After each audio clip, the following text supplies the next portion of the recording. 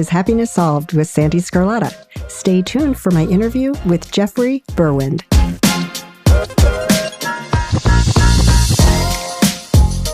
Hey everyone, welcome to Happiness Solved with Sandee Scarlatta. That's me.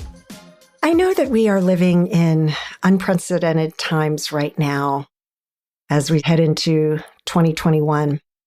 So what I want to talk to you about today is gratitude. Gratitude is one of the quickest ways to shift your energy from being negative to being positive. Gratitude, it's a very high energy word. And when I use the word energy, I'm talking about the bioelectric field that surrounds us, that, when somebody's really happy, it's infectious and you can feel it. When someone's really angry, that's also can be infectious and you can feel it. When somebody walks in the room and they're angry, you can feel their anger. That's what I'm talking about. So by shifting your thoughts to anything negative that you're focusing on and instead think about everything you have to be grateful for, it's a really quick way to kind of push the reset button on maybe the bad day that you're having. I recently had a conversation with my son when he was driving back to college, and it was like the last hour of his trip, and he was, tired. It was dark out. He'd been driving for 8 hours, and I just stayed on the phone with him, and we were talking about a couple of things that he had experienced in his friend group or whatever. So I started talking to him about gratitude and how, whenever we get into your mind starts going to those dark places, just start thinking about everything you have to be grateful for. Because when you think about it, even if you're at your lowest points in your life, there's always something that you can be grateful for, even if it's just one or two things. So I had this conversation with my son, and I could tell, as we talked about it, he was starting to think about everything that he has to be grateful for, and I could hear it in his voice that he was shifting into a more positive state. He had been very upset, not with me, but just upset previous to this conversation when I shifted it to gratitude. And I could hear it in his voice. And we ended up the last 20, 30 minutes of his drive, we were laughing and joking, and he was able to really make that shift. And it's something that's so easy to do. You just simply, the best way to do it is by hand, just to write down, all the things you have to be grateful for. If all you can do is think about it in your mind, that's okay too. So I just throw that out there because I know that things are really rough right now, and many people are experiencing worse situations than many other people. And I know I am so grateful, especially when the pandemic first hit. I was so grateful that I have a job that allows me to work remotely. So I have been working remotely at home since March 12th of 2020. And here I am in the beginning of 2021, and I'm still working from home. The silver lining for me is that I knew that I was going to be publishing a book. And now that I've got 2 extra hours in my day that I'm not driving back and forth to work, I can do things that are really fun for me, like this podcast. So yeah, the whole gratitude thing, there's so many things that we have to be grateful for. And so I just highly encourage you that if you're having a bad day or your mind is slipping down that dark slope, start thinking about things that you have to be grateful for. And keep doing that. Keep listing it until you can start to feel better about the situation that's bringing you down and causing you pain and misery. So my guest today, I'm so excited for this interview. I'm going to be speaking with Geoffrey Berwind. Geoffrey is one of the most foremost experts on how to use the power of story to make beneficial connections with your clients, team, and audiences. If you want to have more impact and influence in all parts of your life, especially when making a presentation, he's the person to see. Geoffrey's interest in storytelling began in 1999 when he founded and ran an innovative theater in the suburbs of Philadelphia. 5 years later, that led to an invitation to join the leadership team tasked with creating the award-winning Once Upon a Nation storytelling project in downtown Philadelphia. Geoffrey was the first artistic and storytelling director responsible for training numerous frontline staff about how to tell American history in new and engaging ways through storytelling. So Geoffrey has coached thousands of authors, business owners, and speakers, and also provides workshops, speeches, and training nationwide. His various clients have included the National Park Service, Kennedy Space Center Visitor Complex, Audubon Society, Vanguard Charitable, Bradley Communications, and many others. Geoffrey has also coached numerous speakers to prepare them for their TEDx talks.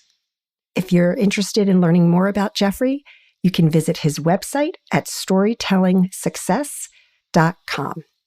I hope you enjoy the interview as much as I'm going to. Hey, Geoffrey, how are you? Great to be with you, Sandee. Thanks for having me on the show. Thank you. I really appreciate it. It's such an honor to have you. So tell me about what's been going on in your life. I'm looking to have happiness solved. That's what's going on in my life. Working hard. And on the weekends, I retreat to my little place in the country in Upper Bucks County, Pennsylvania. And I see the Delaware River and geese and ducks and all sorts of animals. And it makes me very happy. Oh. So that's how I'm dealing with the pandemic. Happiness solved for me is being outdoors.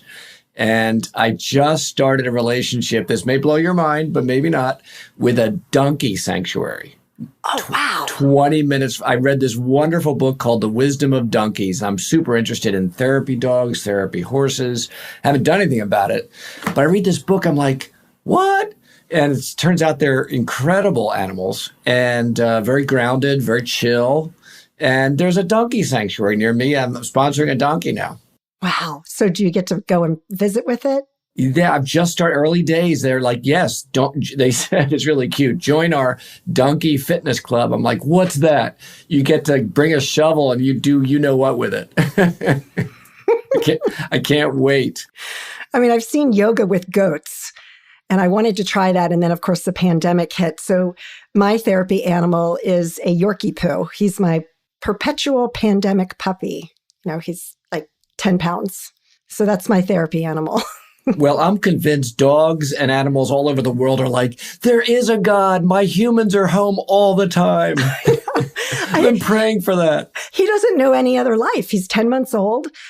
He has no clue what it's like. I mean, I went from being away from the house 10 hours a day to being home, you know, well, actually now I'm only away from the house only like 3 hours a week, if that. So it's times are changing, that's for sure. Hopefully things will get better.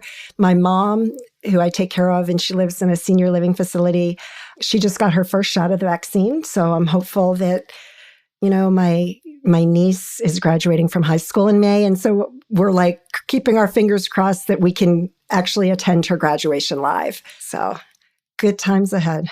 Yeah. Well, don't you feel like optimism is part of how we find our happiness? Is we could so easily go to the negative bias and Chicken Little and the world is falling apart. And it's a decision I'm finding in my life to, no, I will be positive. I will be happy. Life is always going to throw curveballs at you.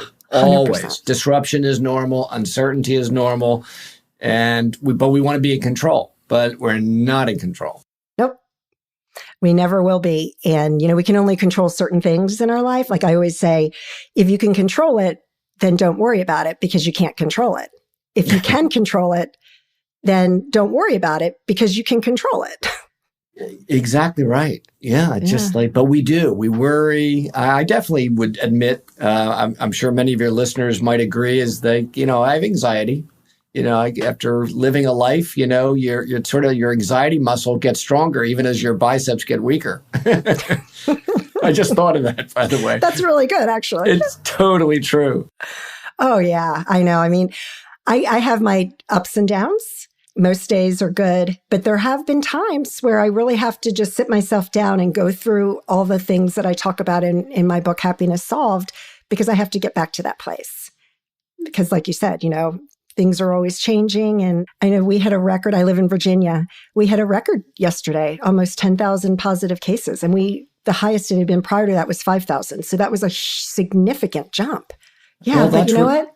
Viruses do. They go around the world in waves, and then we get used to it, and we have to, that famous British poster, keep calm and carry on. Yep. Keep calm and wear a mask. But the work you do is, in my view, incredibly important, is to be the counterbalance and the antidote. You're offering a kind of vaccination, which is we can solve happiness, and we can push up against the things that, it brings us into fear, negativity, anger, and so forth. So the work you're doing is more timely and more important than ever. Thank you, Geoffrey. Thank you. Well, speaking of which, I know you told me you have a good story to share, so I want to hear your story. I have a lot of stories. I know. Well, I think you wanted me to share a time in my life where I really had to overcome something. Yes. And so I'm a storytelling coach, actually, and I believe in origin stories, times in our life where we had to face something. And, I was going to tell you one, but I decided right before we connected today is I would say, one of the darkest moments of my life. I was brought up by my grandparents. Never met my dad. Mother was emotionally we won't go there. But thank goodness for Nanny and Granddad, and they gave me much of who I am. Granddad was in retail. My grandmother just laughter and stories and friendship and the arts and all these things. And I was brought up to run the retail businesses, which I had to close as I entered into my late 30s, 40s. And eventually, as grandparents will, as wonderful as they are, they didn't last forever. And Granddad passed away in 1998, Nanny in 2002. And once she passed, I entered a very dark period. I didn't realize I would. On the exterior, everything was fine. I had started a theater. I was in the middle of reinventing my life, just starting early days, getting on the radar for Historic Philadelphia, which was my big pivot to become the professional doing the work I do now. But I had been brought up with them, and Granddad had a store in New Holland, Pennsylvania, Lancaster County, beautiful Lancaster County, Pennsylvania. And as the son he always wanted, he and I would drive up there from a kid into a teenager, right into my 20s. I would go up to New Holland, back and forth, dealing with the Amish and Mennonites, and just loving the beauty of that farmland, those rolling hills, some of the richest agricultural farmland in the world. It's beautiful. Yeah. So I lose my grandparents, and I really sunk into a melancholy. I'm not a depressive type person, but it was close. It veered toward it.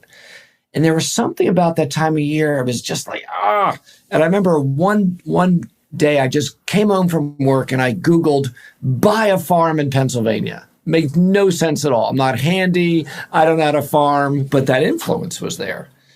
Well, before you knew it, 6 months later, I had bought a 33 1/3 acre horse farm in Berks County, Pennsylvania, among the rolling hills, and proceeded to have the most insane 4 years of my life. I started a forest fire.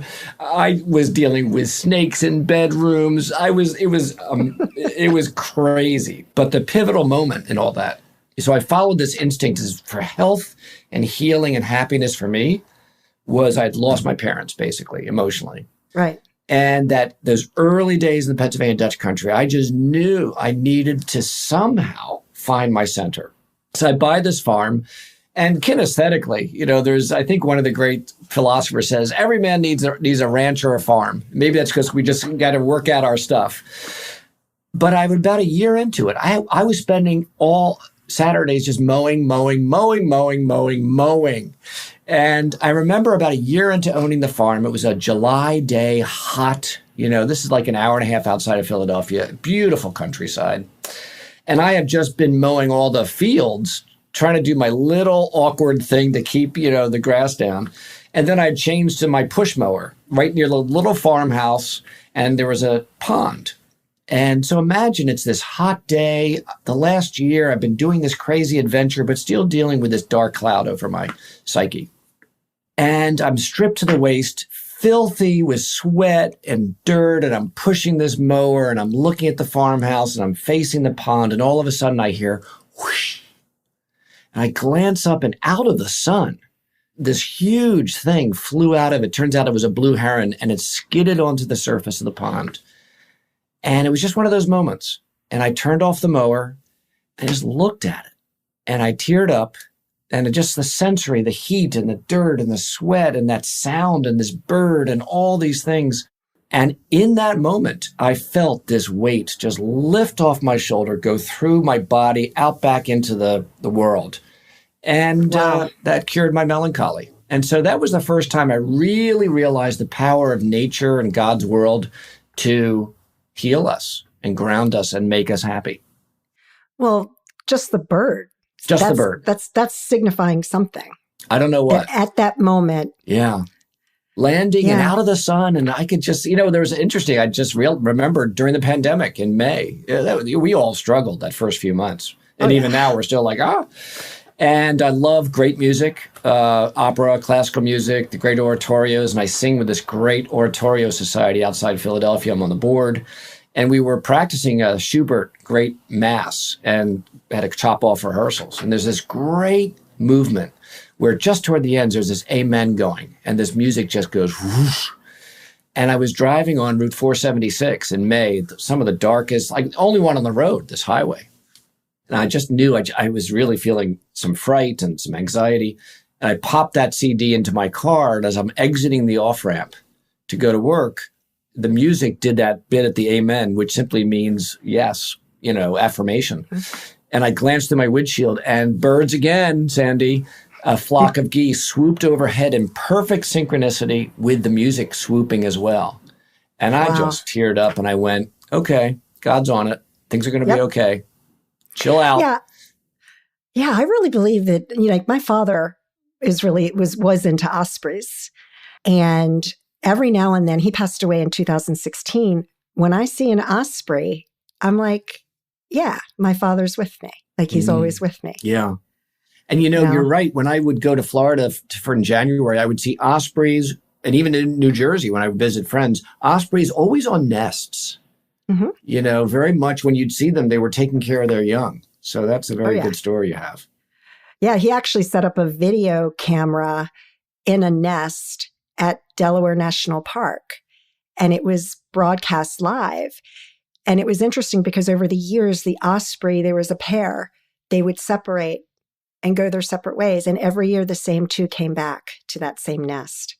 And he followed that for a few years, but how cool. We digress, but it was very cool. But the teaching point is for how do we define happiness? And there's probably more than one way. For me, it's great music, nature, friendship, loving conversation, even something as simple as a hug, which we'll get back to hopefully soon enough.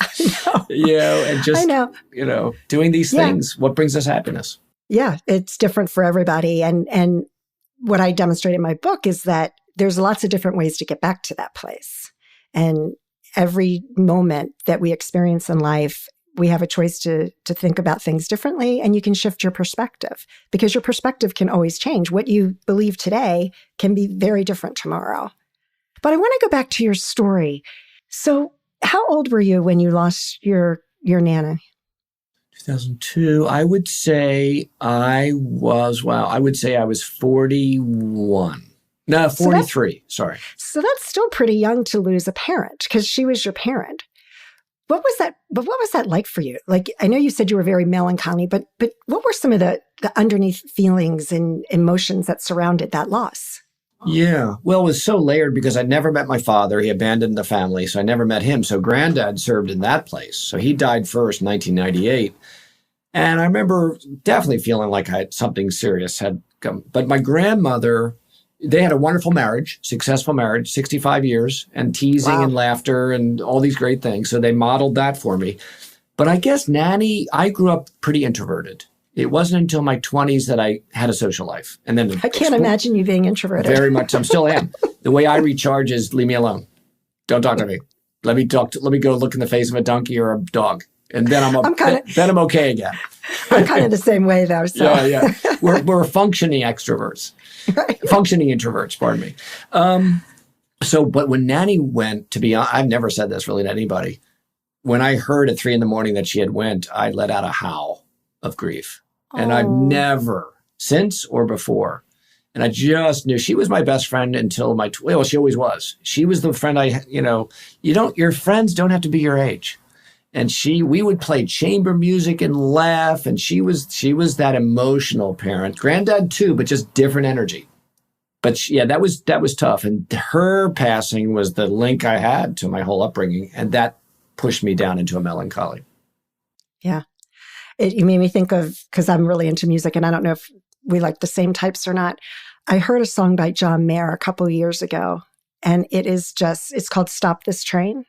I don't know if you're familiar with it. I don't know that one, no. Oh, okay. So after we're done, you'll have to listen to it, but it's all about that. It's like, I don't want to stop this train of life and losing your parents. But at the end, it's like, you can't stop it.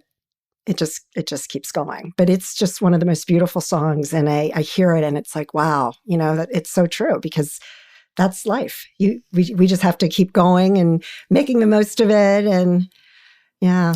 I'm becoming very clear that I am carrying forth them as I'm getting older. I'm now 64. And I'm aware that in my professional coaching, in my consulting, in my conversations with friends, the things I'm interested in is definitely my own stuff, but also a very strong echo of both of them. And it's increasing, not decreasing. One of the things I get inspired about their lives is he lived to 88, her to 92. And it was really for him just the last year or so where he started becoming ill. She was vibrant to 92. She got a disease and was gone in 6 days. And she made a new best friend when she was 91, and the new best friend was 100. And that's my legacy, is just laughter and new relationships, and, do not define me by my age. And as I really became a professional storytelling coach, somebody asked me, like, why do you do this? And I help other people figure out their why. And I went, that's a good question. And I thought, it was my grandparents, especially Nanny, who kept the family together through laughter, through stories. And that's... So tell me more. Yeah, tell me more about that. Your storytelling coach business. Yeah, been doing it for quite a long time now. I could actually say pioneering work even though storytelling is the oldest thing we do as a species, besides breathing. But it resurfaced in the early 2000s for a very compelling reason, which is we're awash in information, internet and everything else. We need the antidote, the counterbalance. So storytelling has become yet again a number one way to communicate, because we just can't handle any more data, any more information, real or otherwise. And so in my life reinvention in the early, 1998 to 2000s, I had to close my family businesses. They just had come to the end of their cycle. And there were some retail stores in the Philadelphia region. And I was an art history major, Sandee, at George Washington University. Now, in the marketplace, how valuable do you think that is? It taught me how to look at paintings. It did not tell me how to run a business. So I closed my family businesses. That was a dark period where I had to pivot. And it was the belief in my best friend and one line in a book that pivoted me back to some hope. So that dark period, I would have these wonderful boys' nights with my best friend. His wife would say, go out, go talk Shakespeare, get out of here. And we would have these wonderful evenings. And I remember pouring out my heart, close my businesses, all these things. And I remember his belief in me through his own compassion and just words of encouragement without any advice. And that started. And then at the same time, I was reading a great spiritual book, and it just simply, there was a line in there that caught my attention. And that is, God can't drive a parked car. And I said, I'm parked. And so between the belief in my best friend, who was almost like my nanny, he had taken up the torch because she had great best friends, and was one line in a book. And within 6 months, I'd opened a theater, a semi-professional theater outside Philadelphia to help a small town. It was struggling and needed to revive. And in those years where I founded, built it up from nothing, made strong community contacts, we sold out half our performances, did crazy stuff. I created a character named Lord Lansdowne because it was in Lansdowne, Pennsylvania. I dressed up with a mustache and a monocle and a sash. And it was before you knew it, I was on Comcast Newsmakers with them looking at me like, who is this person? But it was all part of the reinvention. And that led to, because it was outside the box and I was using the skills I knew and teach my clients about getting publicity, these things were getting media attention. We even did a play in a working train station, sold out every performance. And wow. And they partnered and well, that got me on the radar of an organization, a nonprofit that was started by then Governor Ed Rendell of Pennsylvania. In 2004, they wanted to start a new project called Once Upon a Nation. And this was right before storytelling became explosive again. our task was to work with the National Park Service. They had a problem. They're very good. But American history, a lot of people is like, oh, it's just so boring, because typically it wasn't taught well. Nothing's more exciting, but don't give me more names and dates. So we were tasked to create a project that would have been that is outdoors during the summer for free. And I was tapped to work with a historian to create the project, and was their very first storytelling director. Ran it for 7 years with a whole team, and was part of my own reinvention. But I saw and worked in the trenches to see, a story delivering the same data, but within a story, compels people on the streets of a major American city to sit down and like, wow, is that what, is a narrative versus data? So I did that for 7 seasons, as I was also still working with my buddy's company, and now become a bit of a storytelling coach, expert consultant. Ended up doing 3 years of consulting work with the Kennedy Space Center Visitor Complex and the Audubon Society and Villanova University. So I've been very blessed to see that pivotal dark moment turned into really teaching other people how to do what Nanny did for me. That's great. Now, were you involved in theater your whole life? No, because as you already know, I'm an introvert. So before age 21, squat, nothing. Don't make me do anything. But what was interesting, a pivotal moment is my grandparents, one visit from at home, they gave me an LP. Remember LPs? Oh, yeah. Of Gilbert and Sullivan's The Mikado. And I'm like, I don't know what this is. And I was always predisposed to like classical music. But what's that? And I remember playing them in my dorm room. I'm like, wow, that's great music. So I get out of college, and Granddad found out that there's Gilbert and Sullivan amateur societies all over the world. And right in Philadelphia is the world's oldest and biggest, the Savoy Company. And it was a club where they perform Gilbert and Sullivan once a year, but it's really a party. It's like party. And also, but they hire a professional orchestra in a professional venue. So it was this hybrid, and I joined, they let me in, and I went quickly from this shy, no friends, to instantly surrounded by 125 people my age, more or less. And within 3 years, I ended up becoming president of the organization, the youngest president they had in over 100 years. And that got me, started doing little leads and singing, and it brought me out of my shell and gave me really the jump start I needed. Wow. That's really you never incredible. Know. So mentors, one of the things I think about is we can be mentored by family, friends, people we've never met, from history. We can be mentored from people in history. Oh, yeah. And these epiphanies I've had over time is like, wow, that's a great piece of music. And then 2 years later, I'm leading this organization. Who would have thought? But to this day, there's still the introvert in me gets a little nervous about speaking or making presentations. But that's great. Keeps you humble, keeps you honest.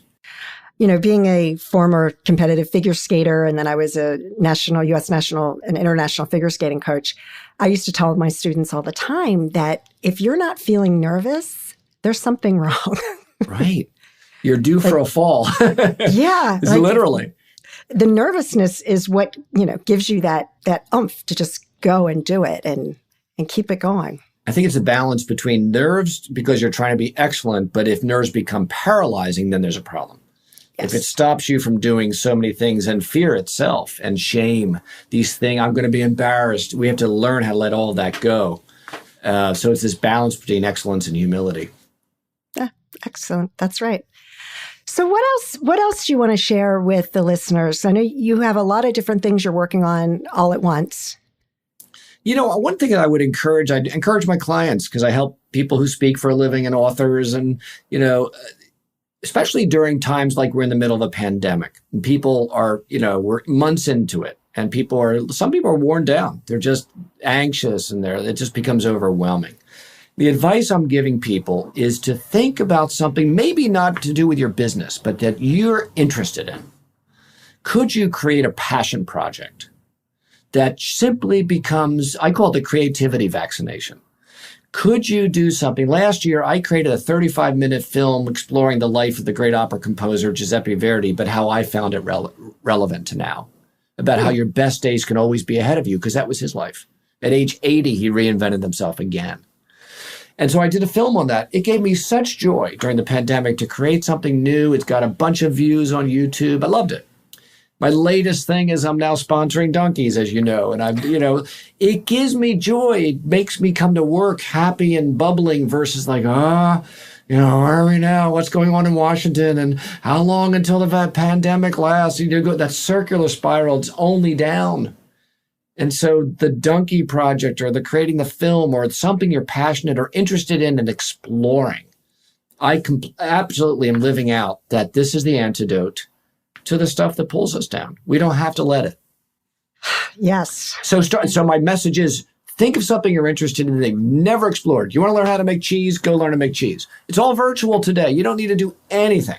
You want to, inquire about something. Why are you deferring it? There's only so much Netflix people can watch. There's only so much Amazon Prime. After a while, you gotta, take a virtual class online, but do something. I have a client. He owns an awards and trophy business in Philadelphia. A new client, wonderful guy, who almost lost the business, but then was able to pivot in 5 days and hired back everybody. He decided in 2020, every day he would do something for the first time. And he's writing a book about it now. From one day he dressed up in a pink tutu. Why he did that, I don't recall. But one night he slept out with the homeless. Another time he did trap shooting. Another time, 365 firsts. Do you not think he's more of a positive, inspirational guy than if he hadn't done any of that? Oh, yeah. So my advice is do something new that's not the usual.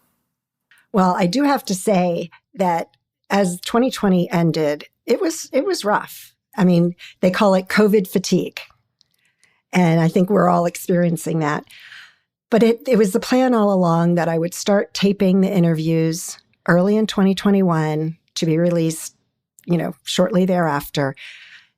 I had some interviews last week. I have 3 this week. I'm scheduling for next week and the following week. I am in this creative just bubble right now. And I am jumping out of bed. I haven't jumped out of bed in 10 months. It's huge. And the ideas are flowing and it's just, I'm like, I'm back. Yes. I'm back. Yeah. And I just couldn't be more excited for this year. Even though we just had one of the most horrific weeks last week, But our ancestors would say, didn't you have somebody in your life? Certainly my grandparents would say, this too shall pass. It's totally. But we forget that. So a lot of people I talk to now are like, we'll fill in the blank. Will that ever come back? I'm like, that's an insane, yes. Broadway will reopen. Yes. Sports will reopen. Yes. The human history has been filled with disruptions for 1 million years. We're still here. We're adaptable. And what you're doing, what I'm doing, create. And you're thrilled. You're no longer, to use your own work in the past, you're no longer skating on thin ice emotionally. So true. Right? I am definitely not. Right. Definitely and not. the smile, we're both excited. And Sandee, it has to be a deliberate decision. Yes. Because if you use the tennis analogy, if you're on baseline and they're hitting those balls at you and you're on your heels, you're a defensive game. And if we use the tennis analogy, what we have to do is come to net. We lean in, we rush to net, and whether the ball gets over or not, it doesn't matter. Our posture is we will lean in and we will create and we will do new things and we will not cave in to fear and anxiety. Nope. Absolutely not. Absolutely not. Anything else you'd like to share with the listeners today? Well, just think back to my story coaching. I would encourage your listeners to start a journal. It doesn't have to be a journal, just the time when. Think about the things they've lived through in the past, professionally and personally, and just start a list of stories you could develop that can make a difference to somebody else, whether it's in conversation or whether it's in your business. It doesn't matter. Your stories, big thing I want people to know is your stories count. Stories have a different feel and weight to them, but certain stories, early days, some of my clients is like, I don't have any stories. I'm like, well, we're going to bust that myth right away. So just a list, the time when, just one sentence. And then what you could do after that is think of a story in the past. Like for me, my farm story was, if I had one teaching point, could be the power of nature to ground yourself and bring you back into health and happiness. One sentence story. So there's a teaching point to the story. So think about the stories you've lived in the past. Just list them out. Don't judge them. And think about, well, what is the lesson, the life lesson here that I might share with somebody who needs to hear it? And maybe develop that as a story. I like people scripting out their stories and trying them out on people. It's a work of art. And that would be the suggestion I would give, to know your stories matter. Know your stories can make a big difference to somebody who needs to hear it. It doesn't have to be 10,000 people in an audience. It could be one person who you met in Starbucks and had a sad look in their face. Oh, yeah. And needed to hear something. People don't, I would say this. We all, and I speaking to myself too, sometimes we need to be very slow to advise. We need to be quick to listen and quick to tell stories, because stories is a way to come alongside people without saying, here's what you need to do. You know, when you're suffering, the last thing you want somebody saying, you know what you need to do is, it's like, I'm just trying to wake up and get out of bed. But when you share a story, it's that common ground, that space of, okay, we're in this together. And that's what I'd like your listeners to know. Yeah, and that's great, because I know with women, when we have a problem and we're sharing that problem, we don't want anybody to fix it. Right. Don't fix it. Don't fix it. What do you want? Tell me a story would be great. Hey, I went through this one time and this is what I did and this is how I got out of it. You tell a personal story and they hear that, and it does two things. It teaches them something without teaching them something.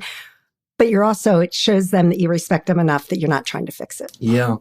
And what stories do uniquely is it brings people back around the dinner table with each other, back around the campfire, back in community, where everybody's saying to themselves, so you don't have to think about, oh, am I being egotistical, narcissistic? I'm talking about myself. There are times where, yeah, but you're assessing who's in front of you, and you see that they're dealing with something, then pull a story out of your life, not to grab the conversation, but just to let them know they're not alone.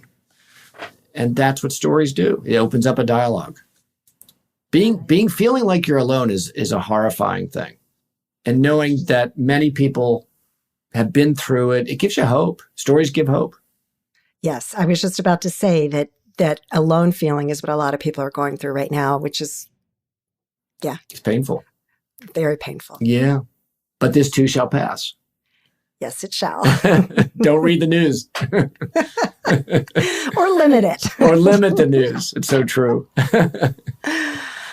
Well, I appreciate all you're doing. You just creating this podcast is going to bless so many people and give them ideas and hope, and and your own excitement is going to sell it all by itself.